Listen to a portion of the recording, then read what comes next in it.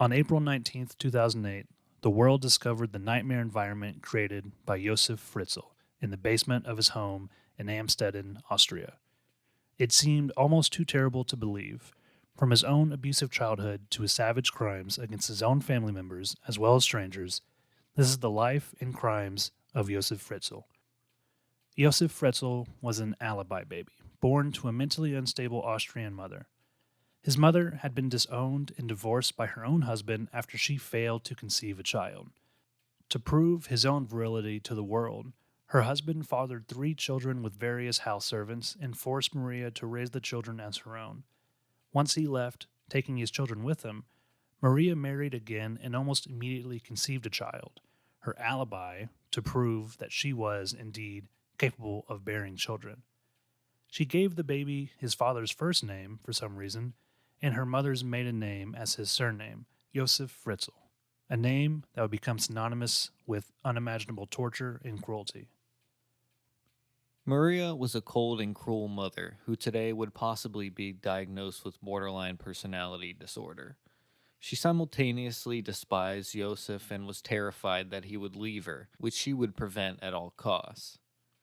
Maria beat Joseph at the slightest provocation, then pulled him back into her arms with almost suffocating affection. Once, when he was still a young child, she kicked him in the face repeatedly until he lost consciousness, and then she left him lying on the floor for several days, walking around him to go about her daily business. One of her favorite punishments was to make Joseph kneel on the sharp edge of a piece of lumber for hours and hours at a go.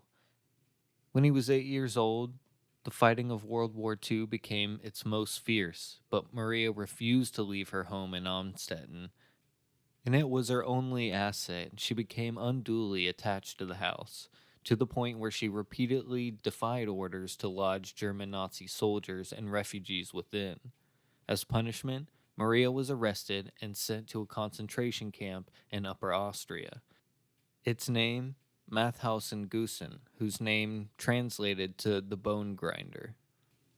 Josef was told his mother was dead, and he was sent to live at an orphanage, where he was abused by a male staff member for 3 years. Maria actually survived the camps, but the experience left her even more mentally disturbed. Josef was shocked to learn that his mother was alive. After Maria got out of the concentration camp, she had a whole new bag of tricks that she learned to use to torture Josef, including forcing him to sleep outdoors in the winter weather and tying him up for several days at a time. Maria frequently told her teenage son that she only gave birth to him to, quote, prove a point. At the conclusion of the war, Austria was split into four regions. The north was under the control of America, England, and France, and enjoyed regular food imports shipped in for its citizens. And the south was under Russian control and received no such aid. Maria and Josef lived in the Russian controlled south and were literally starving. In fact, the southern region would experience food shortages and rationing up until the 1950s. Even the poorer families in the neighborhood slipped Josef a little bit of bread, which he accepted but was deeply ashamed about. The one bright spot in young Josef's life was a school headmaster, Mr. Frauenheimer, who saw academic promise within him and who regularly encouraged him to apply himself and succeed academically as a way to escape the grinding poverty. Josef was particularly adept at math and matriculated to university to obtain a degree in engineering. Due to his mother's deranged reaction to any acts of independence on Josef's part, he did this secretly at night, getting work in a metal yard to pay his bills. His education seemed to empower Joseph, and as his education grew, so did his resentment of his mother. He was also growing larger and stronger. One day, when he was 17, Maria raised a hand to strike him on the face, but instead, Joseph punched her on the side of the head, knocking her to the kitchen tiles. It marked the last time Maria would physically abuse her son. Maria now feared her son as he had feared her for most of his life. It was during this time that Joseph, 16, became a prolific peeping Tom, a sexual fetish otherwise known as scopophilia. He later said that he, quote, suddenly found himself outside the bedroom of his neighbor's house, owned by a newlywed couple as they were having sex. The experience so excited him that he then sought out other couples to spy on when they were undressing or bathing or having sex. Josef also stalked young women in the woods near his home, following them to spy on and sometimes exposing himself for them, all for an added thrill. Josef moved to the city of Linz in northern Austria, a much more prosperous region than Amstetten. Here, citizens enjoyed American chocolate and cigarettes and food, and the jobs were plentiful. Linz was an industrial heartland, full of chemical plants and factories eager to employ bright, strong young men like Josef. Josef would enjoy great success professionally, yet his personal life left much to be desired. In the 1950s, it was commonplace for men to marry in their 20s, but Josef was 20 and had never even kissed a girl. Then, at a party hosted by a work colleague, Fritzl met a 16-year-old girl named Rosemary. She asked him to dance, they shared a kiss, and were married just a few months later. Josef had realized his dreams. Rosemary appears to have married Josef out of genuine love. She was drawn to his intellect and his professional drive, and she was also happy to accept him as head of the household. The pair also shared the same desires to have a large family, and she promised to bear him many children and assume the role of a traditional 50s housewife. Curiously, the couple moved back to the same house owned by his mother and took up residence in one of the ground floor apartments. Fritzl lived with his wife on the weekends, but traveled to Linz during the week for work and stayed with Rosemary's family. On June 17, 1957, Rosemary bore the couple's first child, a girl they named Ulrich. 3 years later, they welcomed another girl child they named Rosemary. Their son, Harold Gunter, was born 5 years later. By 1958, Josef Fritzl had grown into a respectable-looking family man and was excelling in his career as an engineer with a company that had expanded into the global market. His salary doubled in just a few short years when he accepted an 18-month project for his company in another city. During this 18-month time period, Fritzl never once returned home to visit his family, nor did they speak on the phone. This was a turning point for the young family. Fritzl was enjoying a bachelor lifestyle, indulging in the services of local brothels. When he returned home in 1965, the cracks in his once happy marriage began to show. His children were now 8, 5, and 2, and they didn't really remember their absent father, and they kept their distance from this stranger in their home, which infuriated Fritzl. He believed that the children owed him their love and affection as he was the sole wage earner who supported them. His fury exposed itself in the same type of violence that Josef was subjected to as a child. Rosemary, pregnant with the couple's fourth child, didn't have much time to spare for her husband either. Fritzl became a brutal tyrant in his own home, and it was into this environment that their fourth child, Elisabeth, was born in April of 1966. Rosemary suspected her husband of having an affair during the weekdays that he spent in Linz, and while he wasn't faithful, it wasn't what Rosemary suspected. Fritzl picked up his sexual depravity habits where he had left off as a teen, peeping into bedrooms of other couples and wandering parks at night, exposing himself to lone young women. One woman reported him to the police, but he was let off with a warning. Fritzl then attempted to sexually assault a woman, but then only received a caution from the police. In 1967, at age 32, Fritzl became obsessed with a young nurse and began relentlessly stalking her. He soon learned that she lived in a ground floor apartment and slept with the bedroom window open. He took this as an invitation and climbed through the window, while her young child slept in a crib next to the bed. The woman reported the assault to the police, and Fritzl was arrested. He confessed to the crime and was sentenced to 18 months in jail. The local newspaper reported the crime under the headline, quote, "Police expose family father as monstrous sex fiend." Rosemary stood by her husband, regularly visiting him in jail. They never once discussed what had happened.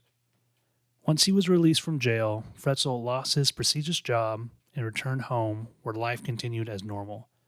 Within a year, he obtained a new job for a Danish concrete company, and the couple welcomed twins, Josef and Gabrielle, into their growing family. 2 years later, in 1972, they would have their seventh and final child, a girl they named Doris. It was at this time that Fritzl purchased a 40-room seaside resort called Sea Stone, complete with a bar and restaurant in Upper Austria. In 1978, Fritzl embarked on three major renovation projects. He builds a rooftop terrace on the resort, adds an apartment to the rear of his home to rent out, and he constructs a basement under his home. The basement that would one day become synonymous with unimaginable cruelty. As an engineer, he did all of the work himself and appeared quite talented at DIY renovations. But talent and cost savings weren't the only reason he did the work himself. The apartment block Fritzl built was a bit wonky, with the floors and ceilings being different heights and different rooms, and long hallways leading to nowhere.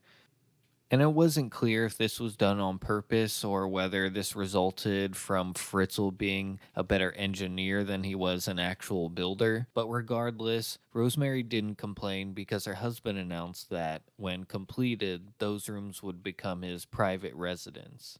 Josef warned that this space was off limits to everyone. Rosemary hoped it meant that she and the children would spend less time in his company. The Fritzl's children left home as soon as they were legally able, seeking to escape their father's screaming tirades and rage-fueled beatings. By 1978, the three oldest were gone, leaving only 11-year-old Elisabeth and her three younger siblings. Despite her family's begging, Rosemary refused to leave her husband and instead kept herself busy caring for the children and running the resort. Elisabeth was a shy and quiet girl, amiable traits that had somewhat made her invisible among her more boisterous siblings. But now, Fritzl did notice her. He made note of her lack of confidence and reserved nature. He knew that she was most like him as a child, and he mistook this for a special connection. By the time he was 43, Josef had developed an unhealthy sexual preoccupation with his preteen daughter. Calling them practical jokes, Fritzl went into Elisabeth's room and left explicit magazines under her pillow, grooming her. Soon, he was going into her room every night to violate her. Fritzl used every opportunity they were alone to sexually violate her. He terrorized her by telling her that the police were stupid and wouldn't believe her over him. And if she told anyone, he was going to kill her and he would get away with it. No matter how far he took his violence against his daughter, he later said, quote, "It was like an itch I just couldn't scratch," and he continually pushed the boundaries. He claimed that he found it impossible to leave Elisabeth alone, and much like his obsession with the nurse, he stalked her, followed her, and even collected and read all of her mail. He completely dominated and controlled her life. After she finished high school, Fritzl enrolled her in a 2-year course for gastronomy and tourism, as he refused to hire and pay outside help to work in the Sea Stone Resort when he could force his family to perform those same tasks for free. At the school, Elisabeth befriended another girl her age named Bridget. The two became very close, and one day Elisabeth gathered her courage to confide all that her father had been doing to her since she was 11 years old. This was a pivotal moment for Elisabeth, as it was the first time she had told anyone.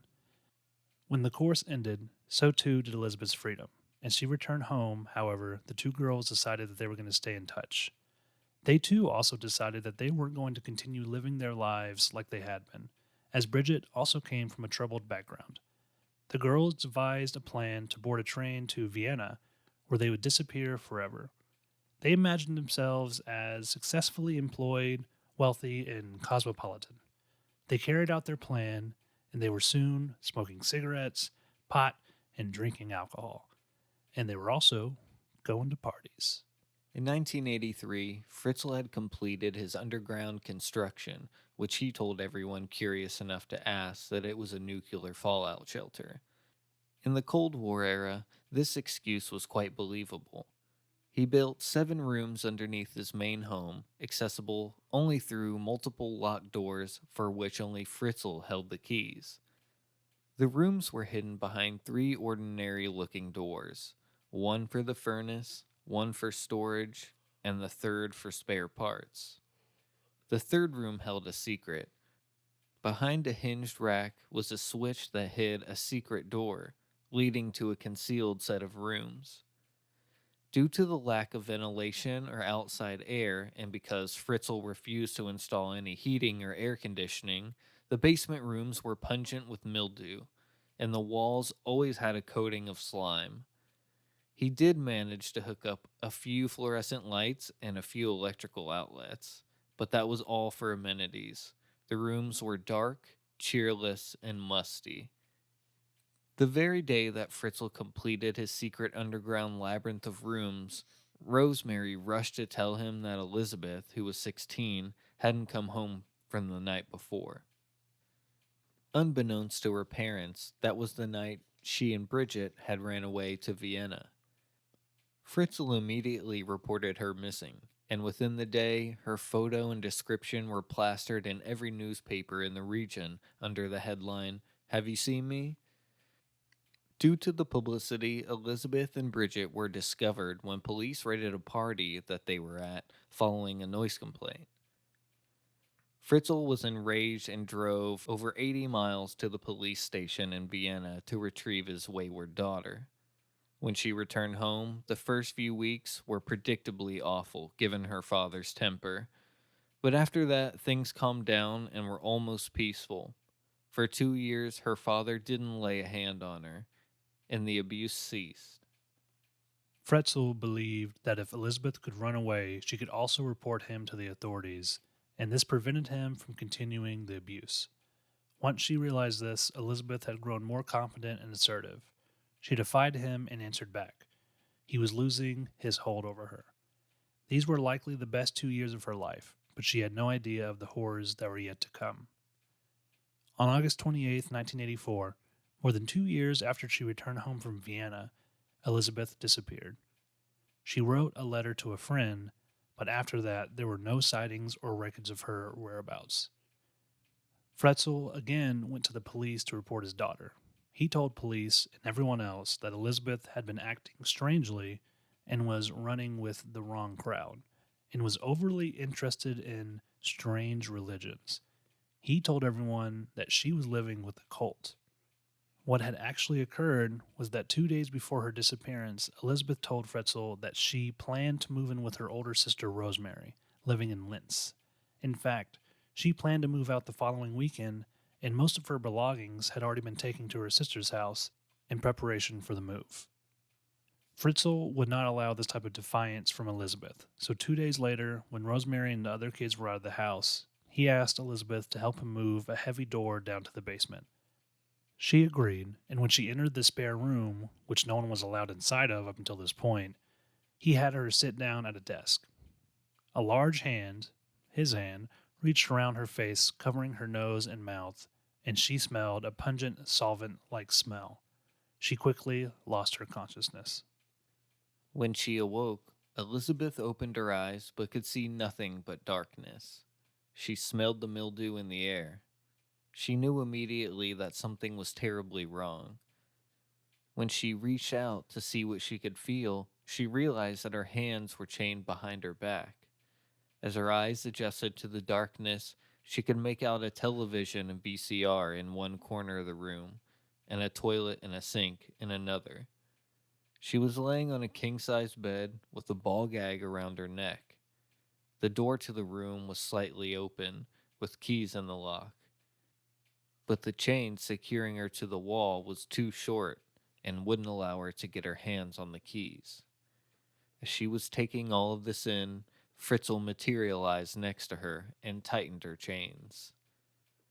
Elisabeth froze as the reality of the situation began to dawn on her. Fritzl then left, leaving her chained up for the next 24 hours. Terrified, in the pitch darkness, not knowing why her father had done this to her or how long she would be forced to endure it. On the second day of Elizabeth's captivity, Fritzl arrived in the room and dropped a basin by the bed. Quote, "For the call of nature," he explained. While there was a toilet in the room, she couldn't get to it while she was chained up. Fritzl removed the chains from her wrists and secured them around her waist, tightening them. He then leaned close and murmured a phrase in her ear that she would come to hear many, many times during her captivity. Quote, "No one can hear you scream, and you can't get out of here." With a sinking feeling of dread, Elizabeth knew he was right. No one ever came down to the cellar. Her mother was beaten down by the years of abuse at her husband's hands, and the fact that she was now 18 meant that the police wouldn't be searching for her or conducting any type of rigorous investigation. Other than Bridget, she didn't have many friends, and she doubted Bridget would sound the alarm. It was more likely she would think Elizabeth lost interest in a pen pal relationship. Tragically, Elizabeth was right on all three scores. The police were incurious and naive, not taking into account the facts that she had run away before and that Fritzl had a prior conviction, along with one arson and two other sexual assault complaints. Yet the law in Austria at the time, and this case would subsequently lead to the changes in these laws, dictated that Fritzl didn't commit any further offenses in the next 18 months following his conviction. His record would be expunged or wiped clean. He was back to pretending to be an upstanding family man and responsible career guy. The police never questioned Josef or viewed him with any suspicion or scrutiny. After dropping the bucket on the floor, Fritzl assaulted Elisabeth as she was chained to the steel bolt in the floor. He then left to take care of whatever business he had that day, and then he returned to assault her again. Both assaults that day lasted for over 4 hours each. He appeared to revel in his perverted new freedom to take his daughter whenever the whim took him, a pattern that would continue for years. During these assaults, Fritzl wouldn't speak, knowing he was in complete control and delighting in the fact that he could do whatever he wanted. It was as if he was releasing all of his sick, perverted desires he was forced to ignore during his prior 2 years for fear Elisabeth would expose him. He no longer needed to restrain himself, and so the assaults continued the next day, and the day after that, and the day after that, twice daily, until the days turned into months, and then years, telling her, "If you don't do what I say, it'll only get worse." Elizabeth fought him every time, using every method at her disposal. She kicked and scratched and screamed, but it made no difference. Not long into her imprisonment, Fritzl showed her what the TV and VCR were for, and forced her to watch pornographic videos with him, acting out his favorite scenes afterwards. He would use toys and whips on her, spending hours in the cellar each day. For the first several months following her imprisonment, the dinner conversation between Fritzl and his wife centered on Elizabeth's whereabouts. He had to appear to be concerned and doing everything within his power to locate his wayward daughter. After the first month, Josef forced Elisabeth to write a letter in her own hand, informing the family that she joined a cult and that she was very happy there. Fritzl drove 100 miles to post the letter, which arrived the next day. He showed it to Rosemary and the police, and both took the contents of it at face value. As punishment for Elisabeth continuing to fight him, he would inflict physical torture. He starved her by withholding food, and in the winter, when the temperatures dropped to 14 degrees Fahrenheit, he'd take her clothes, leaving her in the freezing basement, turning the lights off for weeks at a time. He was trying to break her spirit and to make her submit. That first Christmas in 1984, as her family sat around a table laden with roast turkey just a few feet above her, Elizabeth sat in the freezing dark, wearing a dress she fashioned out of a dirty bed linen, trying to stay warm. Her family remarked on how selfish Elizabeth was for not even phoning them on the special holiday. In the spring of 1985, Fritzl decided that the chain he used to secure Elisabeth to the floor was interfering too much with his assaults, so he removed it, but installed a heavy steel door with a combination pad to secure the room, along with additional locks and bolts to the door to prevent any chance of an escape. He told Elizabeth that the doors were rigged with photosensitive alarms that would release gas and explosives if she would try to tamper with them. Elizabeth was thereafter convinced that any escaped attempt would be suicide. He was breaking her down mentally as well as physically. Elizabeth remained trapped in the hellish existence for 2 years, when one day, in August of 1986, she woke up vomiting and realized that her body felt differently. When she missed her period, she knew she was pregnant. Despite her best efforts, Fritzl learned of her pregnancy within a few weeks and told her she should be happy that he had given her the gift of life. Likely due to her shocking mistreatment, scared, filthy, and alone, after just 10 weeks, Elizabeth miscarried and lost a baby. She later said that the experience changed her forever. Winter came again, and the basement became overrun with rats. Elizabeth lapsed into total hopelessness. She lost the ability to cry, saying that any day that passed without a beating was good enough for her. She slept for long periods, trying to lose herself in unconsciousness. She dreamed daily of taking her life and knew another pregnancy was inevitable. Elizabeth was right. By January of 1988, she was once again pregnant. After 7 months of begging, Fritzl brought his daughter a book on pregnancy, and she learned the rudimentary facts about what to expect when delivering her own baby. As bad as everything that we've talked about so far in this episode, it's really about to get to some parts that are deeply disturbing. So just a warning, but the stuff we're going to talk about next is pretty dark. On August 10th, 1988, Elizabeth's first child was born in total darkness, with no medical supplies at all. Fritzl had only supplied her with a pair of scissors, an extra blanket, and a box of diapers for the event. She named her baby girl Kirsten. The birth of her baby sparked a change in Elizabeth. She now had a life she cared for more about her own, and she no longer dwelled on thoughts of taking her life in her own misery. She threw all of her efforts into making life tolerable, even pleasant for her little girl. Motherhood saved her life in many ways, distracting her and consuming her. Josef and Rosemary drift further and further apart, and he comes to view Elizabeth as more of a wife than Rosemary. Elizabeth is the only person who knows the true man that he is, and he doesn't have to hide any aspect of his personality from her. Because nobody is a monster in their own mind, he comes to think that Elizabeth loves him back and enjoys their time together. Fritzl even began to bring down photos of the family upstairs to show Elizabeth how they were changing and growing in her absence. These pictures included photos of the weddings of her siblings and the nieces and nephews she had never met. Police would one day find a large photo album in the basement. The first half of the album was bulging with images of the family that got to live above ground, while the second half contained pictures of Fritzl's second family, dimly lit with expressionless faces devoid of any color due to the lack of natural light. Two polar opposite families existing just meters away from one another, but worlds apart. In 1989, Elizabeth conceived for a third time.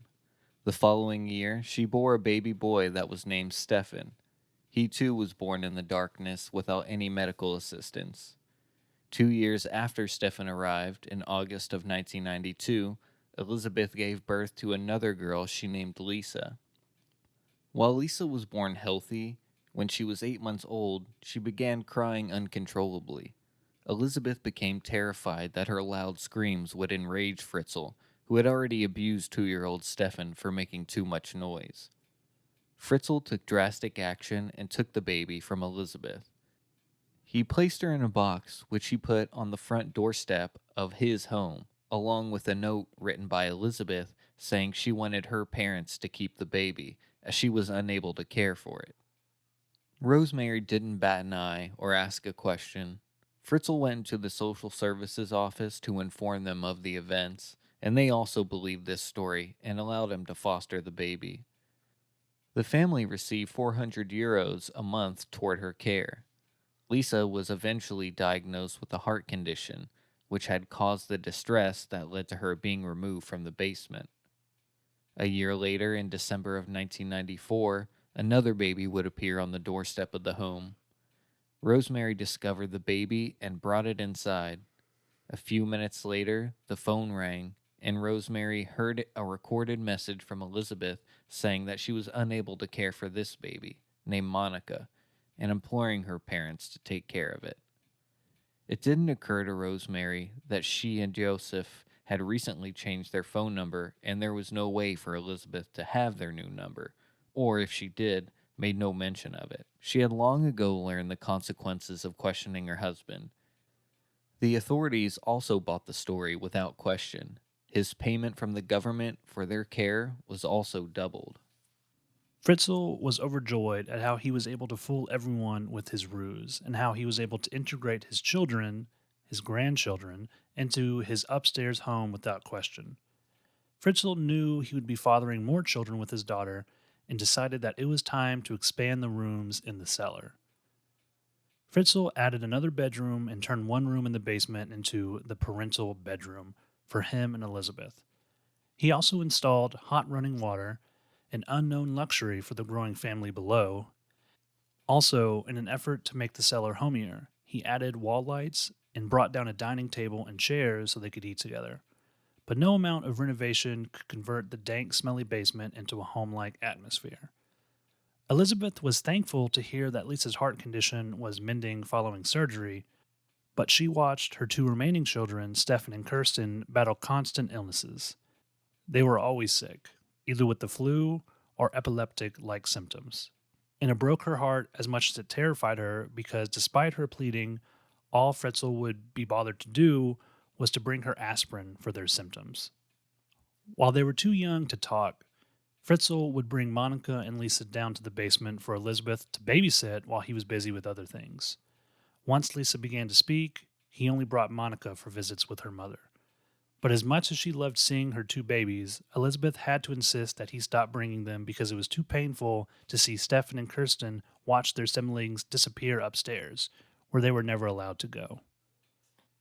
The basement environment was disgusting, with the walls covered in mold and slime due to a lack of ventilation. Elisabeth played the television constantly to give her children a view of the outside world and a sense of normalcy. Nature programs were their particular favorite. And while the kids knew about rain and sunshine, it would be years before they would experience it themselves. Even though Fritzl still came down twice a day and took her into the parental bedroom to assault her, Elisabeth established a daily routine for her kids and spent long hours educating them, teaching them to read and write along with the traditional subjects. She obviously expected them to one day enter the real world, or she wouldn't have even bothered. Elisabeth could have made her own life easier by telling the kids that everybody lived like they did, below ground. But she didn't. She made sure her kids knew their lives were unusual, and that Josef Fritzl was the reason for it. In his own mind, Fritzl's relationship with Elisabeth was a consensual one. He had the upstairs family and the downstairs family. Predictably, in 1995, Elisabeth became pregnant once more, but this time, by the size of her belly and other symptoms, she believed she was carrying twins, which would turn out to be correct. Twin sons, Michael and Alexander, were born on April 28th in 1996, while Fritzl ate dinner with Kirsten and Stefan, and Elisabeth lay screaming in agony on the floor in the parental bedroom. Almost immediately, Michael began to wheeze, indicating he was having trouble breathing. His legs were rigid, and he refused to feed. By the next day, he was still alive, but his condition had much worsened, and Elisabeth pleaded with Fritzl to get the baby to a hospital. Fritzl refused, telling her, quote, "What will be, will be." He then turned around and left. On the third day, baby Michael had died, telling Elisabeth only that his death was, quote, "who knows, a good thing," because, quote, "he probably would have grown up disabled." Fritzl took the corpse of his son and threw it in the incinerator. The next year, on August 2nd, 1997, a third baby was found abandoned on the doorstep of the house. And once again, the child, 15-month-old Alexander, was believed by police and social services to have been abandoned by his mother, Elisabeth. And again, Fritzl refused to adopt, electing instead to foster so he could collect another 400 euros a month. Elisabeth herself began to exhibit symptoms of declining health. She appeared to be much older than her 31 years, while Fritzl at 71 appeared in perfect health. He enjoyed regular holidays around the globe and began a new company that sold women's undergarments, which quickly went out of business, thank God. What do you think his business was called? Fritzl's Schnitzels? That's my guess. In 2002, Elisabeth gave birth to her seventh and final child, a boy she named Felix. The boy would quickly become Fritzl's favorite, and it motivated him to scheme a way to bring his underground family upstairs, somehow without being detected. That and the fact that Stefan was 12 and Kirsten was 14, and both would soon become adults. Over the course of 5 years, Fritzl began buying properties that he could renovate and rent out. He would then bring those downstairs into the business in the guise of employees. Elisabeth would be his secretary, Kirsten would be his cook, and Stefan would be a handyman who would assist Fritzl with renovations and repairs. Felix, being Fritzl's favorite, would be groomed to become his heir and successor.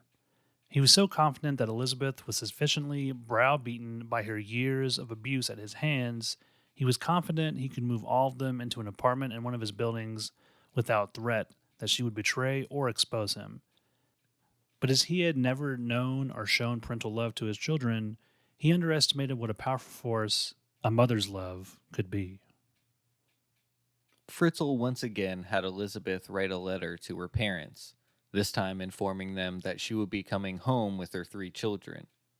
The reunion was supposed to take place toward the end of 2008. However, in March of that year, Kirsten, now 19, became very ill with an unremitting fever, cold sweats, ceaseless coughing, and eventually progressed to where she was drifting in and out of consciousness. Josef just shrugged his shoulders and had Elisabeth give her some aspirin. By April, she had worsened to where Kirsten was having epileptic like seizures, and Elisabeth begged and pleaded for Josef to get her to a hospital. Fritzl agreed to move up his plans to bring his second family upstairs on April 19th of 2008. Rosemary was out of the country on vacation, so Fritzl used the opportunity to bring Elisabeth, Kirsten, Felix, and Stefan upstairs. It would be the first time Elisabeth had left that cellar in 24 years. They laid Kirsten's hot, feverish body on his bed. Once she had extracted a promise from Fritzl that he would take her to get medical treatment, she ran back downstairs, as Stefan and Felix had never been alone without her in their entire lives. For some reason, Fritzl waited an hour and a half to call an ambulance to take Kirsten to the hospital. When paramedics examined her, they told Fritzl there was no guarantee she was going to survive. Fritzl told them that he would follow in his car, and before he left, he had Elisabeth write another note describing Kirsten's symptoms. Once at the hospital, he was summoned to intensive care where Kirsten was on life support, teetering on the brink of death.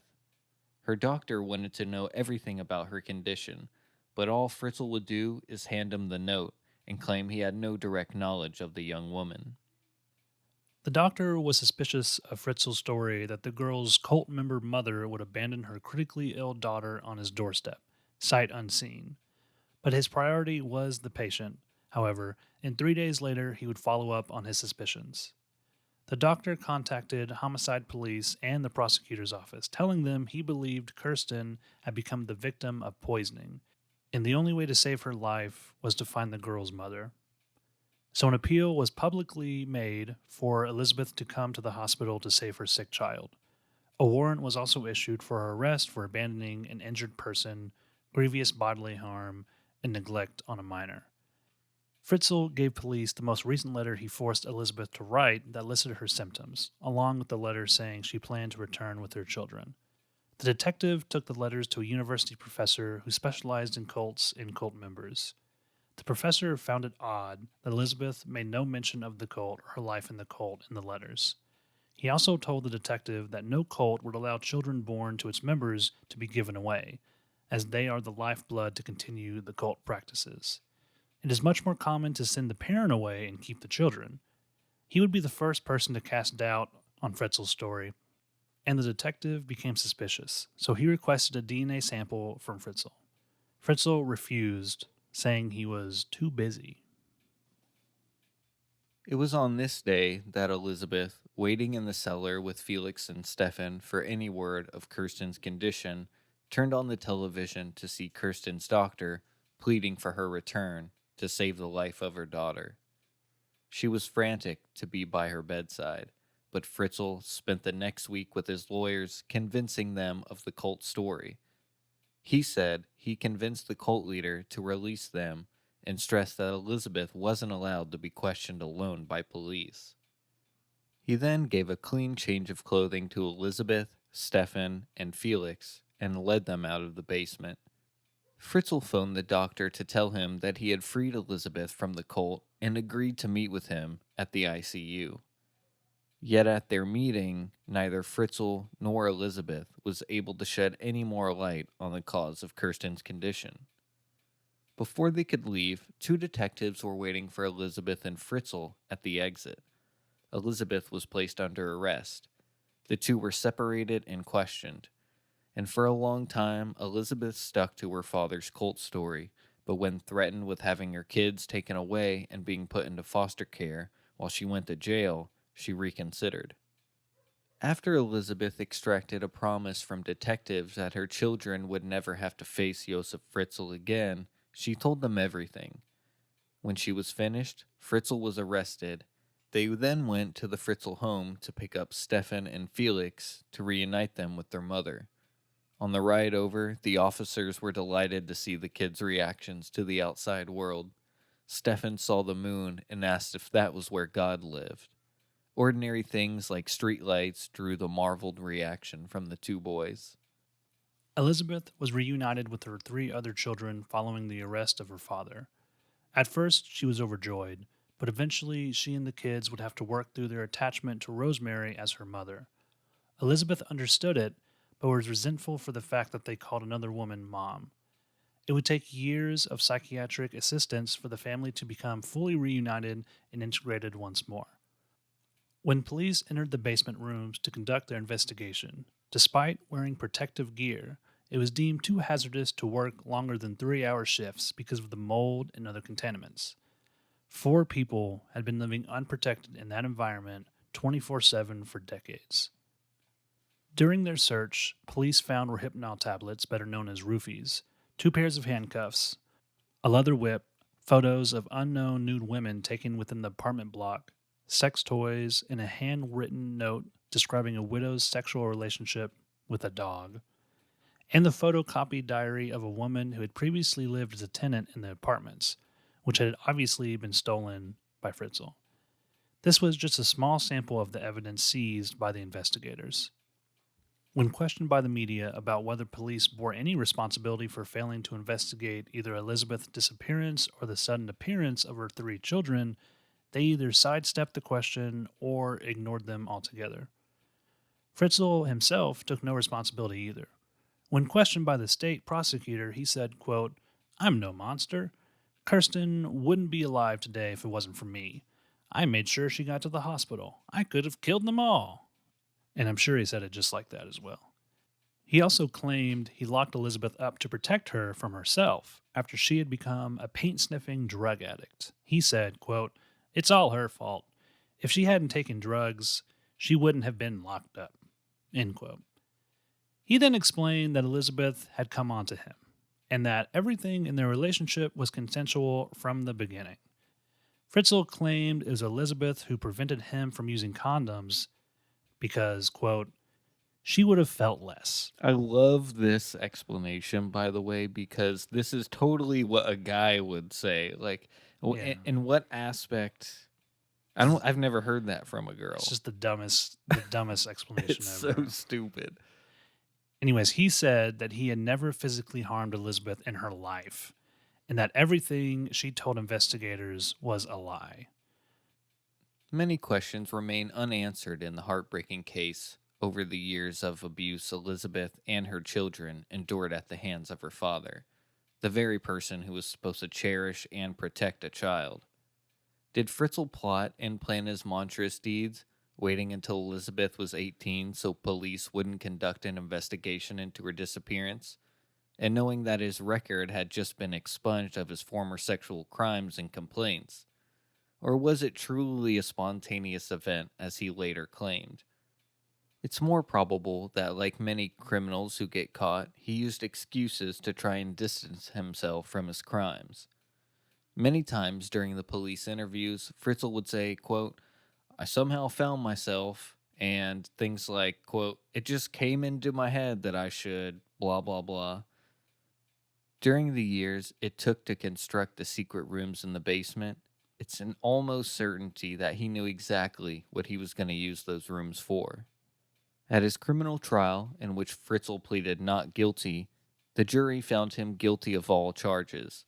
The difficulty was finding a charge that would see him locked up for life. At the time, Austrian Penal Code only carried a 1-year sentence for incest and a maximum 15-year sentence for rape, and a 20-year sentence for slavery using a law that dated back to the 19th century. Thankfully, a forensic report by a neonatal expert allowed Fritzl to be charged with the death of baby Michael, showing that he ignored the child's breathing difficulties. On November 12th, 2009, Josef Fritzl was charged with murder, slavery, rape, coercion, and denial of liberty or kidnapping, as well as obviously incest. Fritzl denied all charges, painting himself as a loving father until the state showed a video of Elizabeth's testimony. When he saw this, Fritzl broke down and cried, and the following day he confessed his guilt to the judge, saying everything Elizabeth said was true and that he could have saved his son Michael if he had tried. Fritzl claimed that he didn't realize how cruel he had been to Elizabeth until he saw her testimony, which is just insane.